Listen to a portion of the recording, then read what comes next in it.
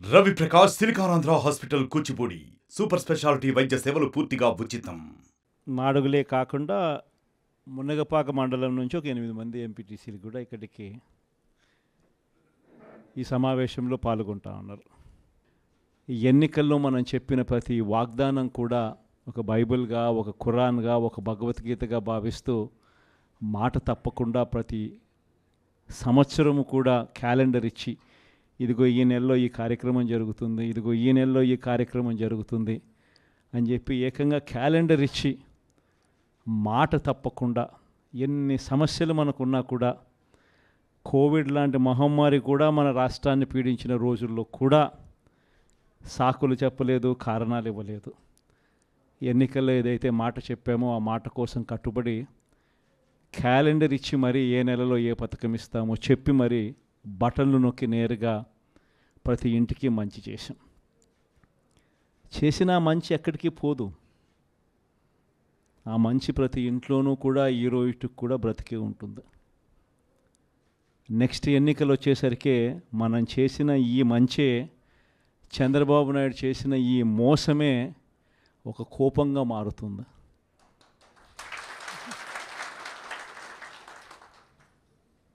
ఎందుకనంటే చంద్రబాబు నాయుడు గారి క్యాంపెయిన్ కూడా మనం చూసాం. జగన్ ఏమో పలావ్ ఇచ్చాడు, బాగానే చూసుకున్నాడు, కానీ చంద్రబాబు నాయుడు బిర్యానీ పెడతానన్నాడు. తీరా చూసేసరికి పలావు పోయింది, బిర్యానీ పోయింది, పస్తు పండుకోవాల్సిన పరిస్థితిలో ఈ పొద్దు మేము ఉన్నాము అని చెప్పి ప్రజలందరూ కూడా అనుకుంటా ఉన్న పరిస్థితిలో ఈరోజు రాష్ట్రాన్ని చూస్తూ ఉన్నాం. ఈరోజు వైఎస్ఆర్ కాంగ్రెస్ పార్టీయే, మన పార్టీయే అధికారంలో ఉండి ఉంటే ఈ పార్టీకే మీ జగన్ రైతులందరికీ రైతు భరోసా ఇచ్చేసిండు. ఈ పాటికే రైతు భరోసా సొమ్ముతో వ్యవసాయంలో రైతులందరూ కూడా చక్కగా వ్యవసాయం చేసుకుంటూ కనిపించుండేవారు. వైఎస్ఆర్ కాంగ్రెస్ పార్టీయే ఉండింటే, మీ జగనే ముఖ్యమంత్రిగా ఉంటే ఈ పాటికే బడులకు పోతా ఉన్న పిల్లలందరూ కూడా సంతోషంగా బడులకు పోతూ ఉందరు. వాళ్ళ అమ్మలందరికీ కూడా ఈ పాటికి అమ్మఒడి పథకం కూడా ఈ పాటికి అంది, వాళ్ళందరూ కూడా సంతోషంగా ఉండుండేవాళ్ళు. ఈ పాటికి అక్క చెల్లెమ్మల ముఖంలో చిరునవ్వు కనిపిస్తూ సున్నా వడ్డీకి సంబంధించిన సొమ్ము కూడా ఆ పొదుపు సంఘాల అక్క చెల్లెమ్మలకు అందరికీ కూడా సున్నా వడ్డీకి సంబంధించిన డబ్బులు కూడా వాళ్ళందరికీ కూడా ఏప్రిల్లోనే మామూలుగా ఇస్తూ ఉంటుంది. ఎన్నికలు కాబట్టి, కోడ్ కాబట్టి ఒక అటు ఇటుగా పోయినా కూడా మనం వచ్చిన వెంటనే ఈ పార్టీకే మీ జగనే ఉంటే ఆ సొమ్ములు కూడా వచ్చి ఉండేటివి.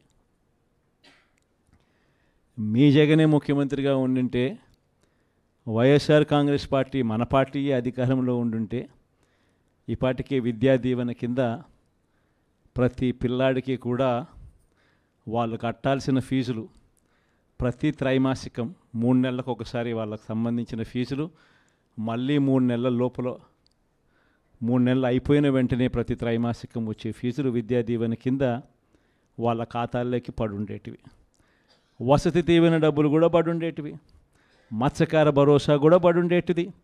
వాహన మిత్ర కూడా పడుండేది. చేనేతలకు నేతన్న నేస్తం కూడా ఈ పార్టీకే పడి ఉండేది.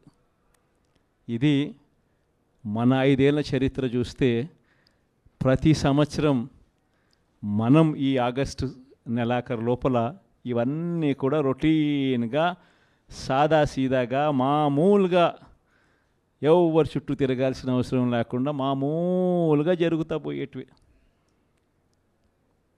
ఈరోజు ఒక్క జగన్ లేకపోవడం, ఒక్క వైఎస్ఆర్సీపీ ప్రభుత్వం లేకపోవడంతో ఈరోజు రావాల్సినవి ఏవి కూడా రాకపోగా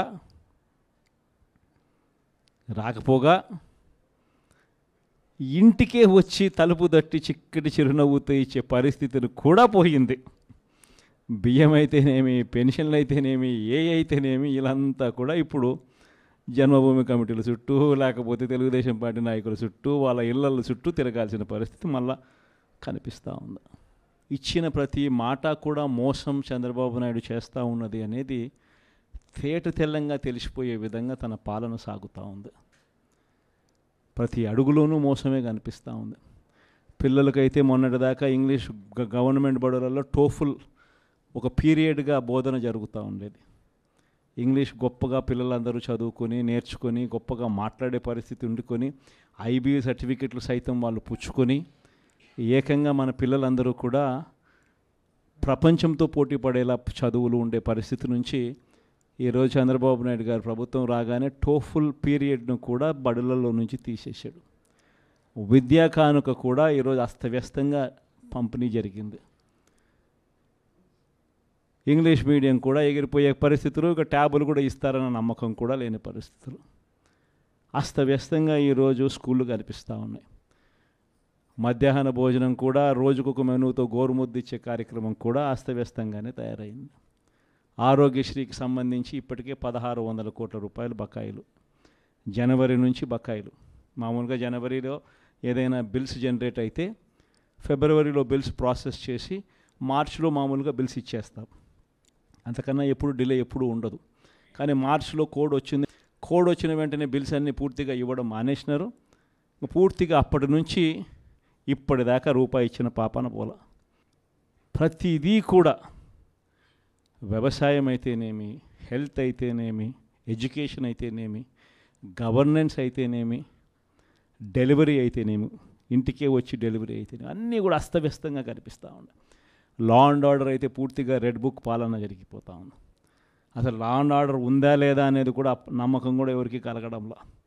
ఇష్టం వచ్చినట్టుగా ఎవరికి గ్రామంలో కక్షలు ఎవరికి ఉన్నా కూడా వాళ్ళ కక్షలు తీర్చుకునే దానికోసం వీళ్ళు చంద్రబాబు నాయుడు గారి ప్రభుత్వం సపోర్ట్ చేస్తూ ఉండడం ఇవే జరుగుతూ ఉన్నాయి. ఇంతటి దారుణంగా ప్రభుత్వంలో పరిపాలన సాగుతూ ఉంది. కాబట్టి ఈ 5 ఏళ్ళు నేను ఒకటే మీ అందరికీ కూడా చెప్తా ఉన్నా. ఈ 5 ఏళ్ళు నేను కష్టాలు ఉండవు అని చెప్పను, కష్టాలు ఉంటాయి. మనల్ని విపరీతంగా వాళ్ళు హెరాస్మెంట్ కూడా చేస్తారు, అది కూడా నేను చెప్తా ఉన్నా, ఉంటాయి, కాదని నేను అనడంలా. ఇన్ఫ్యాక్ట్ నా పరిస్థితి మీ అందరికీ కూడా తెలిసే ఉంటుంది. 16 నెలలు నన్ను జైల్లో కూడా పెట్టినారు. కష్టాలు ఉండవని నేను చెప్పను, అటువంటి కష్టాలు కూడా నేను చూసిన. కానీ ఏమైంది, కష్టాలు అనేవి ఎప్పుడు ఎల్లకాలం ఉండవు. ఒక చీకటి వచ్చిన తర్వాత వెలుతురు రావడం అన్నది దేవుడు క్రియేట్ చేసిన సృష్టిలో ఖచ్చితంగా జరగాల్సిన కార్యక్రమం. కాబట్టి కష్టాలు ఎక్కువ రోజులు ఉండవు. ఒక రాత్రి వచ్చిన తర్వాత ఒక పగలు రాక తప్పదు. ఈ 5 ఏళ్ళు కూడా కన్ను మూసుకుంటే అయిపోతుంది. ఎన్ని కష్టాలు వచ్చినా మళ్ళీ 5 ఏళ్ళకి 2029లో మళ్ళీ మనమే వస్తాం.